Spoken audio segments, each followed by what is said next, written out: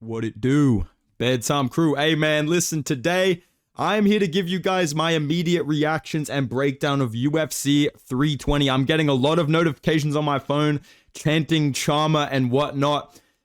Guys, unfortunately, we got fucking smoked by Alex Pereira in the main event. We got finished in the rematch, and we got crippled by one calf kick in this fight. Bro, Alex Pereira just fucking destroyed Big Ank, dude. And this guy literally, what the fuck changed from the first fight? Because this guy literally, in the first fight, the calf kicks don't do anything. He's checking them. He's moving forward on the front foot. In this fight, literally the first hard calf kick Alex Pereira landed actually hurt Ankalaev. You could see him really struggling with it. He switched stances to the orthodox stance straight away. He was backed up against the fence straight away. Alex Pereira did a much better job in this fight of pressuring him with the boxing. Started off immediately with the 1-2 jab to the body to get the hands down to set up that left hook, but this time it was the right hand over the top when he ducked his head down a little bit. Ankalaev probably thought it was going to be a kick and dropped his hands a little bit for it. Pereira bombs a right hand over the top that rocks him. I don't like how Herb Dean came in immediately to stop the fight. Like, it's a championship fight. I would kind of like to see someone get flatlined out cold, to be honest, but it was a very impressive victory for Alex Pereira. The Charmer chants are ringing out in the streets. I didn't join in on any of these Charmer chants, but it was a very cool moment. It's cool to have a rivalry in the UFC where there's a win on one side, then a finish in the rematch. I don't think we'll get a trilogy. I will talk about what I think is going to be next in tomorrow's Fights to Make video, but all that there is really to say is Big Ank came out, didn't really do anything. Alex Pereira was a lot more aggressive, a lot more turned on straight away. Pause. Holy fucking pause. A lot more switched on straight away. Let's just say it like that. A lot more switched on straight away. Oh my fucking god, bro. We're gonna hear about this for the next 2 months. Bro, I mean, the calf kicks are just completely elite, man. This guy's a marauder. Oh my fucking god, dude. I'm going to be hearing Charmer chants everywhere I go now, but it was a cool finish. I'm not hating. I'm not trying to say I don't want Alex Pereira as the champion. I was sick of his glazing ass fan base, and they are back with a fucking vengeance. This is like if McGregor Khabib lost a decision and then he came back and won his fight, his like rematch by finish. The fan base reaction, I understand how it feels now for the Pereira fans that were, you know, when Adesanya won the rematch despite losing the first fight. You know what I mean? I get it now, dude. And it was a very cool finish. The 12-6 elbows were sick. There's a lot of good options here for the UFC now that Alex Pereira is the champion. This is definitely a good case scenario for the company and for most of the fans, honestly. Like, we do get really sick fights out of this. The only thing that pisses me off is that we don't get Big Ank versus Yuri for the belt. Okay, now it's clearly going to be Carlos Ulberg versus Alex Pereira, but I'll talk about what else should be happening with the light heavyweight division in tomorrow's video. Alex Pereira wins by round 1 knockout. He bombed the right hand over the top. He just got in his face, got super aggressive, decided not to be defensive, and it feels like everything he did just had more damage in this fight based on that forward pressure. The calf kick was more damaging to the outside leg of Ankalaev, made him switch stances straight away, and really froze him up against the fence. So very, very impressive win for Alex Pereira. This is the best title win that he has, in my opinion. When you look at the context of like the Adesanya win, he was losing the entire fight. Then he got an early stoppage in the 5th round. But, you know, Yuri Prohaska, these were good wins. Khalil Roundtree, that's kind of a Mickey Mouse title defense. I don't think it's ridiculous to say that this is the best title win that he has over prime Ankalaev, who proved that he has the skills to beat him. And that honestly beats everyone else in this division. So big props to Alex Pereira, still getting it done at fucking 39 years old. So big upset here in the main event. Alex Pereira wins by round 1 TKO. Very good for the company, very good for the fans to see Alex Pereira with a lot of big fights up next. And like DC was saying on commentary, they're both strikers. So, man, I wonder what's going to happen in Pereira versus fucking Ulberg, dude. I wonder what's going to happen, man. Listen, man, co-main event, Marab. Hey, guys, I'm so happy. I went out there and Corey Sandhagen could defend all my takedowns, but we chins him in round 2. Marab wins by unanimous decision, 49-46.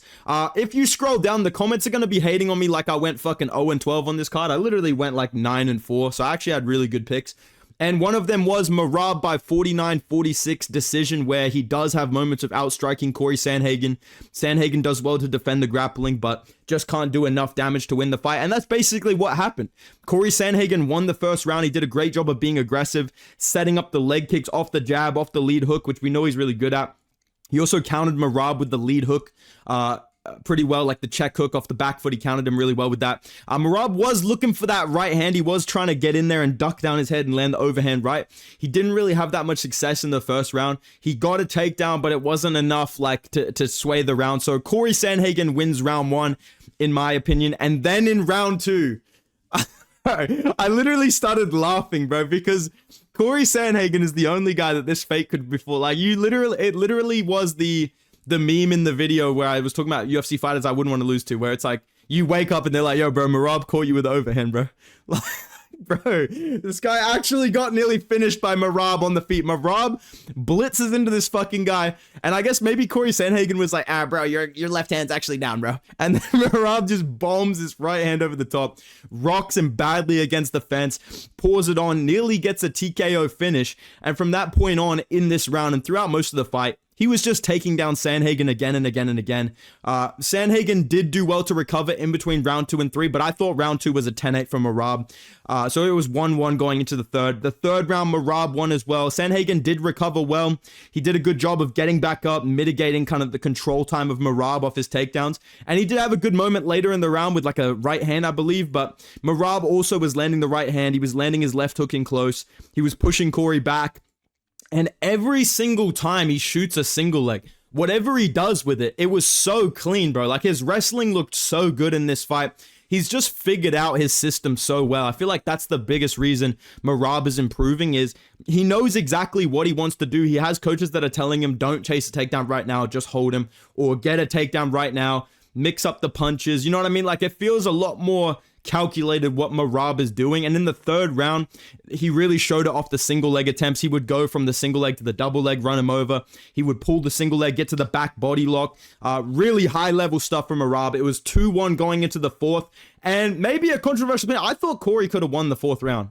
I know the judges only gave him the first round, and I predicted 49-46, so I'll take it, but I thought you could give Corey round 4. I feel like Corey actually did a really good job in this round with his strikes at range. He did a really good job mixing things up with body rips. I really liked that from him. He was landing the jab. He was countering Merab with the right hand, uppercuts on the back foot. But I understand Merab getting that round because he did well on the front foot.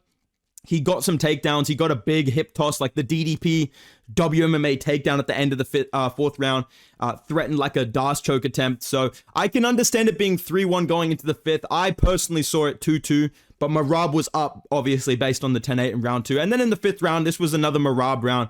Just staying on the pressure, spamming takedowns, decent boxing in close with the right hand, with the left hook. Sandhagen, I'll give Corey his props, dude. I know I make fun of Nerdhagen on the channel, but Corey Sandhagen actually did a very good job in this fight to show urgency to get back up from takedowns. He didn't get held down. He didn't just get fucking smudged and melted like fucking Sean O'Malley. On the feet, he wasn't throwing pitter-patter little karate kicks like Umnar. He was actually trying to land sensible, reasonable, damaging shots. And he did a great job getting back up from takedowns, even when he would just get put down again and again and again. He was getting back up and scraping the grips. So respects to Corey Sandhagen, but he just couldn't do enough damage to win this fight. And his cardio looked good as well over 25 minutes. So Merab, pretty dominant victory here. There was some lowlights for him, but I think that was more just Corey Sandhagen being really prepared to fight him and just being willing to get in a scrap with him. So pretty entertaining fight for the first 3 rounds, I would say. Then it got kind of boring in the fourth and the fifth. But yeah, Merab wins 49-46. This guy's literally the bantamweight guy. I don't know what the fuck I'm supposed to say, what opinion I'm supposed to add to this other than, yeah, Merab's really good, dude. He beat Sandhagen. We all knew this was going to happen. Just like we all knew Pereira was going to win the rematch, guys. Come on. Go back to my 2025 bingo card video, guys. I low-key predicted Pereira would win the rematch, okay? Okay, I basically got the pick right. I'm just guru maxing right now. Hold on, sorry, my bad. Oh, my bad. Didn't mean to open that. But yeah, co-main event. Merab gets the W. Featured fight of the night. Yuri Prohaska by round 3 knockout. Oh my fucking god. Dude, I was jumping for joy during this. I'm not gonna lie, I low-key oiled up and put something on the grill, bro, when this happened. I fucking love Yuri Prohaska with all my heart. Let's go for that. I bring crazy storm to this fight. Yuri Prohaska goes out there. When you talk about the all-time great cockroaches, this brother has moved up into the S tier. This guy is something fucking else. And that's why I'm kind of mad that Pereira won, because I wanted to see Yuri get the belt back. I want to see Yuri fighting Big Ank for the belt and being the one to beat him, but it is what it is. I still am happy to see Yuri Prohaska get a win. I'm not going to talk about the main event. I just want to talk about how sick this fight was.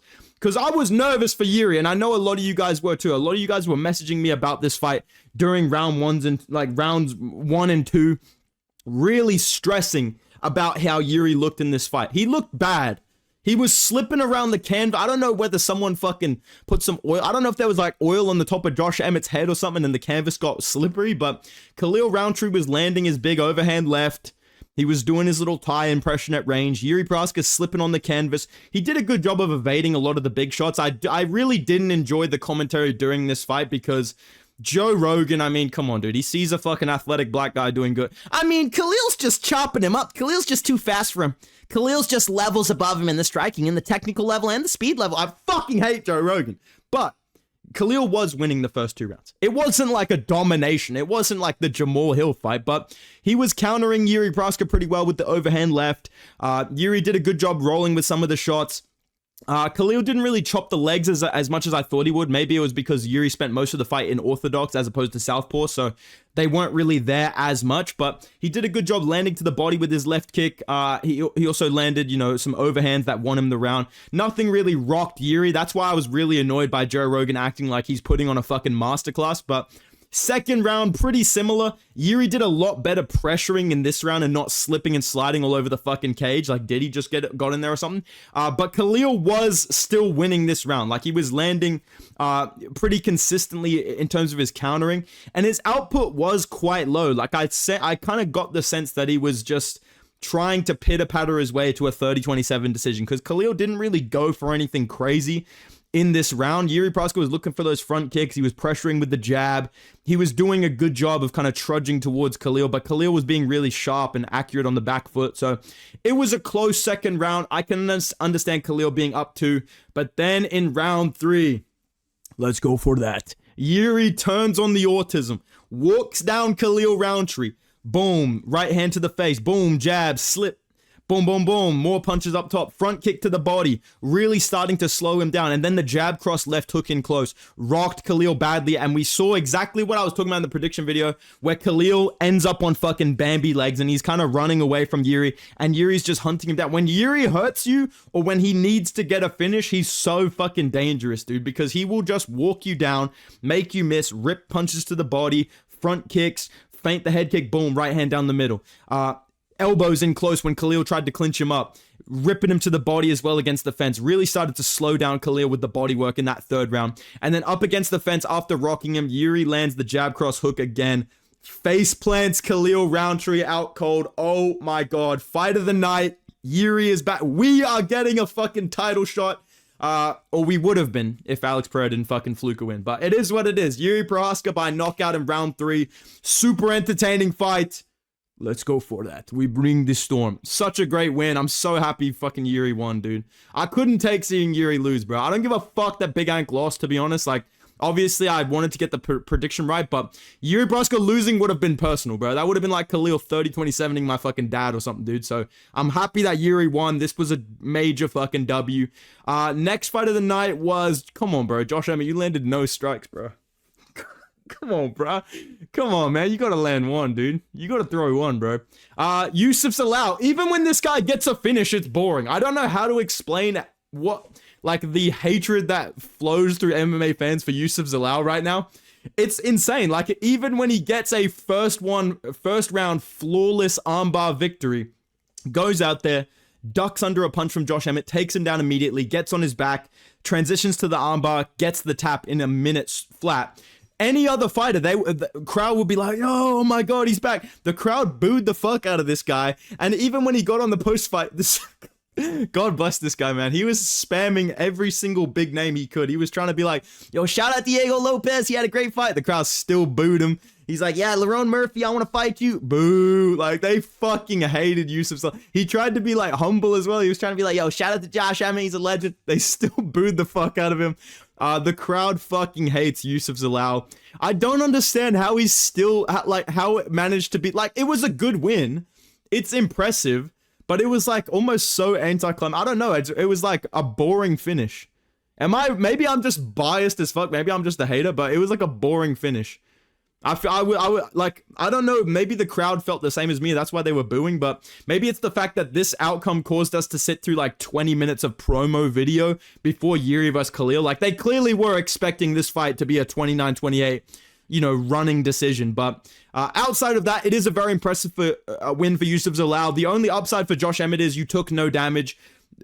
You should just come back straight away and fight somebody else and just try and get a W and just make us forget about that, because it is a very forgettable performance in my opinion. I feel like people will not really bring this up when it comes to Yusuf Zalal versus other top contenders or whatever it is. And same for Josh Emmett. I don't think people will really bring this up that much. I think this is a fight that was so short, there was no hype involved, that people would just be like, oh yeah, Yusuf Zalal, yeah, I remember when he beat Josh Emmett. Yeah, dude, cool, if he's getting a main event. That's kind of the vibes that I got from that fight. Maybe that's why the crowd was booing, but let me know in the comments, man. Opening up the main card, big salty Joe Pyfer. Listen, dude. Joe Pyfer clutched up, man, because that first round, I was kind of worried for him, man. He went out there trying to get a takedown. He was pressuring Abus Magomedov early on. He got reversed. He got put on his back. Abus Magomedov did a great job using butterflies to sweep him over, end up in the mount. And when Joe Pyfer did a good job of getting back up, Abus Magomedov, this was kind of like his version of like the police brutality. Like, bro, he grabs a hold of him and just slams him down on the mat. I was worried for Joe Pyfer because Abus Magomedov locked up a pretty good Kimura grip on that arm. He also had a head scissor, which is just the classic white belt. Like, I'm sorry, bro, but when I see a head scissor, I get mad, bro, because that's some shit that people do to you when they can't actually submit you, but they're like, maybe I'll just fluke a sub, And I know I'm talking about, like, rolling at a gym, like a fight, but, it is what it is, dude. That's a fluke move, bro. If you try and head scissor someone, you basically have nothing for them, dude. But it did look tight. The whole point of what I'm saying here is Abus Magomedov out-grappled Joe Pyfer in the first round. He had the Kimura attempt. He reversed the takedown, ended up on top. Didn't really do that much damage. Joe Pyfer did a good job of getting back up and staying on the pressure. Abus landed some good jabs to finish off the first round. He looked pretty good, but you could get the sense that it was Pyfer pressuring him to make him slow down. And he did a good job of that because in the second round, he stayed on the pressure and dropped Abus with a right hand up against the fence, stayed on top of him, landed some elbows to cut him, really started to wear him down with the elbows, and then ended up threatening the head and arm choke. I thought he was going to get it, but Abus did a good job of defending that, but it led to him being mounted and then got his back taken. And from there, I want to give Officer Pyfer some credit, dude, because I know we kind of picture him as like a meathead and he's kind of, just coming out, yo, what the fuck did you say, dude? You didn't pick me by knockout, bro. You know what I mean? I know but this was a very little technical detail that I noticed that I want to give a shout out to. He got on the back of Abus Magomedov and it looked like he was going to lose it, but not only did he lock up a body triangle straight away, but he got that far side wrist control, like the Dagestani handcuff, and that helped him keep the back of Abus Magomedov, which led to the finish via rear naked choke. Great win for Joe Pyfer against a guy that was just ranked like a couple months ago. Like, he didn't lose his ranking via fighting, it was just via inactivity. So that's a borderline ranked level win by finish for Joe Pyfer. That's a big improvement to see. So very impressive victory for him, regardless of what you think about him. That's a good win. As for Abus, I'm not going to match him up in tomorrow's video. I'll talk about Joe Pyfer in tomorrow's video, but I think Abus versus Mikhail Oleksiejczuk would be a good fight to do. But yeah, this main card was pretty fucking crazy, man. Regardless of what I thought for the main event, this was a sick fucking pay-per-view. We were all hyped for this. We all knew it was going to be great. The main event over-delivered, in my opinion. I feel like a lot of people went into that thinking, yeah, Big Ank's probably just going to win again. What is Pereira going to do differently? He goes out there and just fucking smokes him in a minute. So you have to give him props. That's a crazy fucking ending to this card. Marab versus Sandhagen was super entertaining for the first 3 rounds, I would say. Yuri versus Khalil, absolutely fucking insane. Yusuf Zalal and Joe Pyfer got a crazy finish to open up the card. So the main card, I'm going to give this like a 8 out of 10, like a 7.7, like a 8.2 out of 10, in that range. I think if the Marab Corey Sandhagen fight was a little bit more entertaining, that would boost the card up. And maybe if Yusuf Zalal got fucking flatlined instead, we'd be talking about a 9 out of 10, a 10 out of 10. But still a very good main card, very good fight card. I think I went 4-1 on the main card, so I'm not mad at that at all, dude.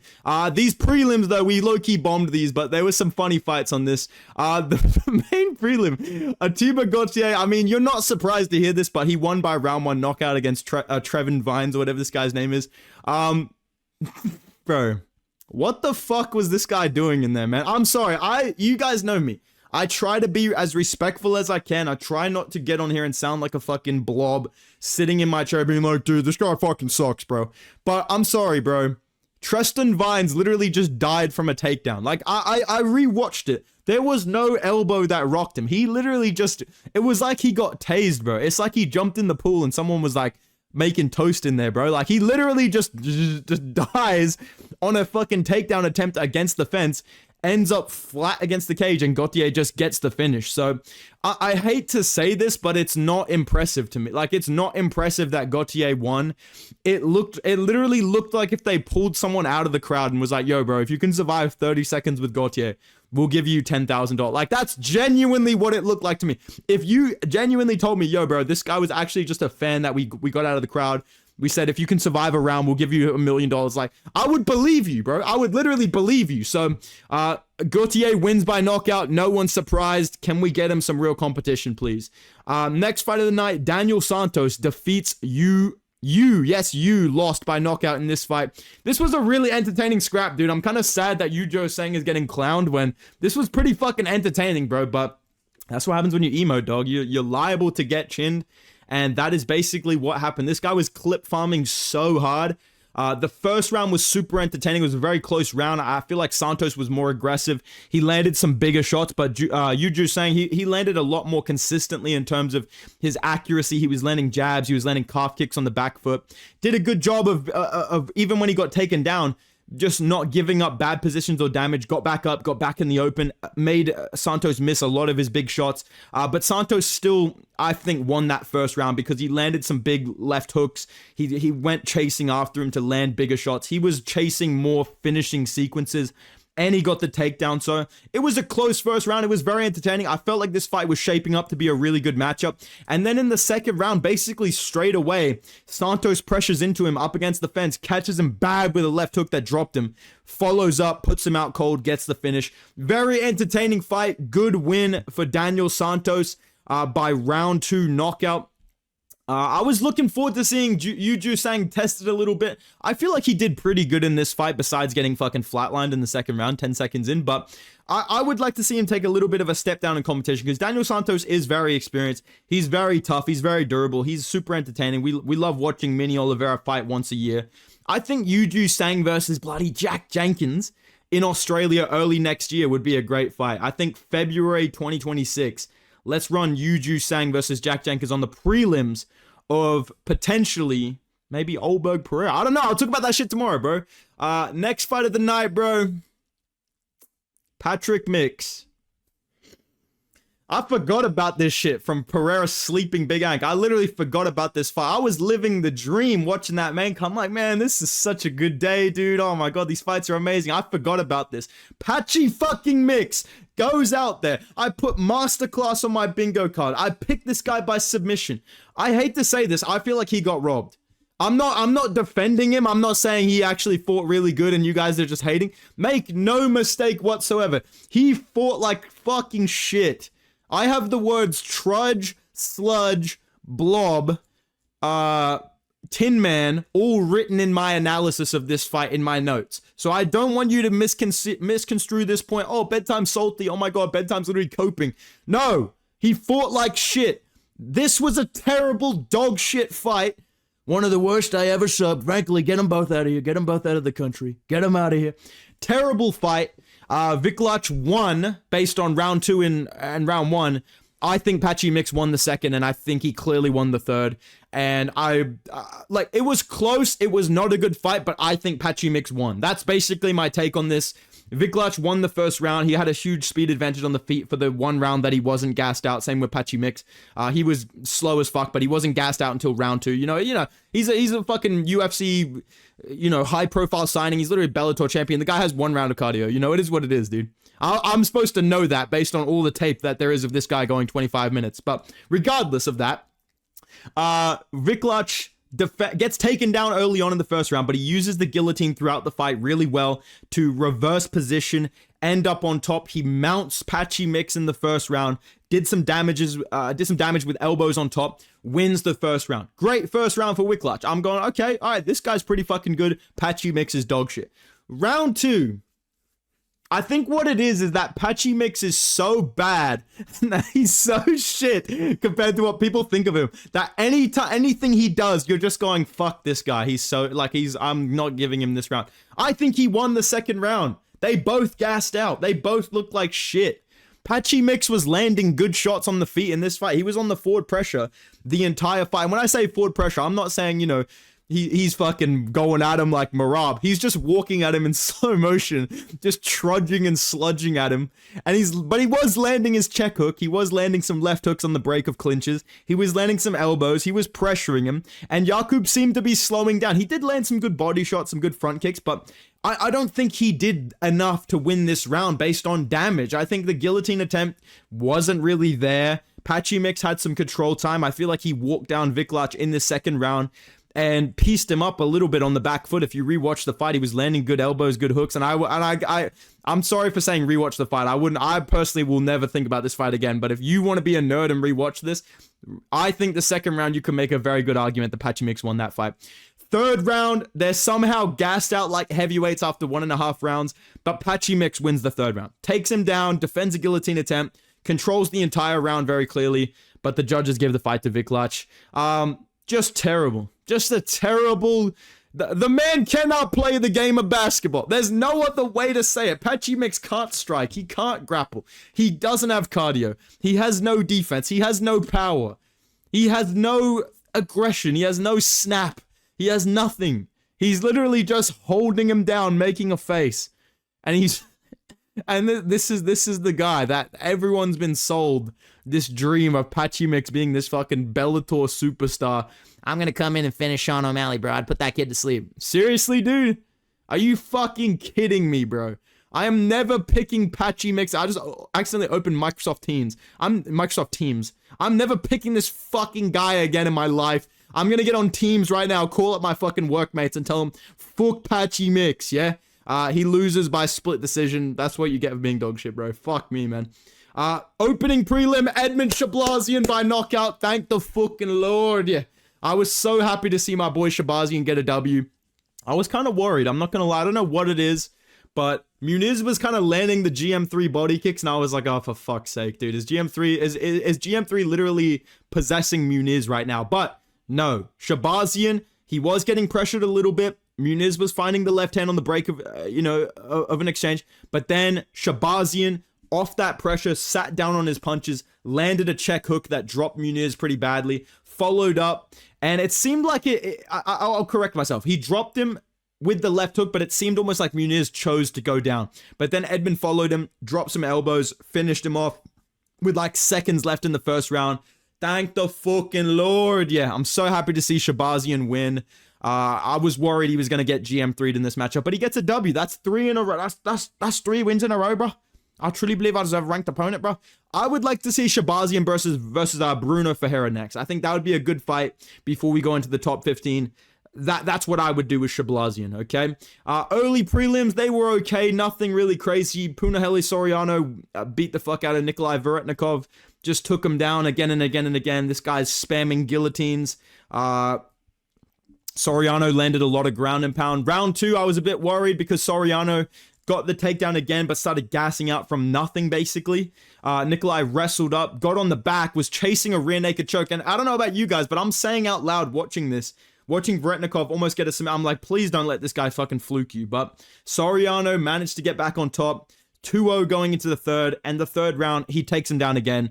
Veretnikov just jumps guillotine anytime there's any sort of takedown attempt. He doesn't give a fuck where his legs are. He just wraps up the neck and gets picked up and dumped again and again and again. And we've seen it in every single fight that he's had. He has nothing off his back. He just gets beat up on the bottom. He literally gets gifted a stand-up by fucking Mark Goddard. And what does this guy do? He jumps the guillotine again. So Ankalaev, Varetnikov, have fun in Bellator, buddy. Because, yeah, what's this guy's name? Punahele Soriano wins by unanimous decision. Pretty boring fight. Not the best performance, but we picked him to win, so we're happy with that. Macy Chasson, come on, bro. Come on, bro. If you won this, you literally would have got a title shot against fucking Kayla Harrison, bro. How are you losing to Yana Santos, bro? That pissed me off because she literally just decided to walk at her and get beat up at range. Coming into the clinch, and then she decided to lock in round 3 with her wrestling. Chris Gutierrez versus Fareed Basharat. I'm so thankful that I'm not Chris Gutierrez's coach, because I can imagine just sitting on the sidelines watching this guy fight, and you do a full training camp, and all this guy does is show up and just faint at fucking range and do nothing. And then the second that he tries in round 3, he nearly gets a finish immediately, because Basharat's used to just picking and, you know, pitter-pattering at range. He's not actually trying to get into a fucking scrap. Gutierrez in round 1 and 2 just does absolutely nothing. Just smiling at range, fainting leg kicks, gets taken down, does nothing, slaps the ear, just like I said in the prediction video. Basharat was doing a good job, like, feinting with his legs to not become stationary for the leg kicks. He avoided those pretty well. And then just got the double leg, ran him over. Second round, Basharat got comfortable on the feet. He rocked him pretty bad with the right hand near the fence. And Gutierrez just did nothing at range. Round 3, he tried to turn it up a little bit. He did well. But then once they got back out into the open, he just went back to feinting, trying to set something up. Rogan on commentary. I mean, Gutierrez is just the elite of the elite, man. This guy's so clean on the feet. Fucking Rogan, dude. Yeah, Basharat wins 29-28. I would like to see him fight someone that's actually gonna, like, fight him. I would like to see him fight maybe Marcus McGee in the top 15. I think that would be a good fight, but yeah, nothing really to talk about. Ramiz Brahimaj, actually a really good win. I actually rate this win a lot. He's looked really good since he moved to the GOAT Bilal Muhammad's team. I mean, it's no surprise, dude. Bully B knows what's up, dude. Bully B knows exactly how to become a fucking welterweight champion. All right, and Ramiz Brahimaj is on the path because of the GOAT Bilal. Bro, the striking, the grappling, the wrestling. This guy's a superstar, bro. Bro, he's literally, bro. All these other guys are bombs, bro. Literally, they're Bellator bombs, dude. Ramiz Brahimaj loses the first round, taken down, held against the fence, off that double leg, just controlled up against the cage. Did a good job to keep his hips high and not get really flattened out for ground and pound. But then in the second round, he gets a little bit more aggressive. He lands a really clean head kick that cut open Vanderford, rocked him. And one thing that I think Brahimaj does a really good job of, and I think that's what led to his victory in this fight and against whatever the guy's name is, Billy Ray Goff or something. I think that's his name. When people, and fucking Varetnikov could learn a thing or two from this fucking guy, because he doesn't just jump the guillotine every single time it's there. And the thing that he's so good at that is fucking these guys up is when you're a wrestler, you're taught to mix it up between going head on the outside, head on the inside. Head on the inside is a good option against a jiu-jitsu guy because the guillotine's not really there. The traditional guillotine's not there. But Brahimaj, when you go head on the inside, people need that head on the outside, but this guy just goes for a 10-finger guillotine, which he got the tap from in this fight. Pretty sneaky stuff. It's a very good underdog win for Brahimaj. He's on a 3-fight finish streak now, so I'm actually very impressed. I actually really am looking forward to the next Ramiz Brahimaj prelim fight. I'm not trolling. I know this is out of left field when just before I was raging about Big Ank and shit, but Ramiz Brahimaj put on a good performance here. I got to give him some props. I'd like to see him fight fucking Oban Elliott. I think that would be a good fight. I think he would beat Oban Elliott, dude. I think that'd be a good matchup. But all in all, listen, the prelims were nothing to fucking lose sleep over. The main card was really good. And just a crazy result in the main event. So like I said, man, I've talked about some matchups I want to see, but tomorrow's video will be recapping the bingo card, and we'll be talking about the fights that the UFC absolutely needs to make next from Ank, Pereira, Marab, Sandhagen, Yuri, all the big names. We're going to be talking about that in tomorrow's video. So subscribe for that if you're not already. Drop a like on the video if you enjoyed this. Comment how you went on predictions down below. I think I went 9-5 on picks, so I'm pretty happy to not go 6-6 again.